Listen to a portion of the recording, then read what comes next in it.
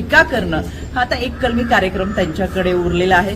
विरोधकांमध्ये मला आश्चर्य वाटतं की विद्या चव्हाण ज्यावेळेस महिला अत्याचारावर बोलतात त्यावेळेस सगळ्यात मोठं हास्यास्पद काय असेल तर हे असेल, कारण की कौटुंबिक हिंसाचाराच्या घटना या ज्यावेळेस महाराष्ट्रात घडतात तर विद्या चव्हाणांनी स्वतःच्या सुनाचा जो छळ केलाय तो महाराष्ट्राला माहिती आहे. आणि अशी महिला ही कौटुंबिक हिंसाचारावरती महिला अत्याचारावर जर बोलत असेल तर आदरणीय शरद पवार साहेबांच्या पक्षामध्ये एक महिला प्रदेशाध्यक्षाचं पद भूषवलेली महिला सुनाचा छळ करतीये याच्यासारखं दुर्दैव कोणतं असू शकत नाही. त्याच्यामुळे विद्या चव्हाणांनी स्वतःचं आत्मपरीक्षण करावं.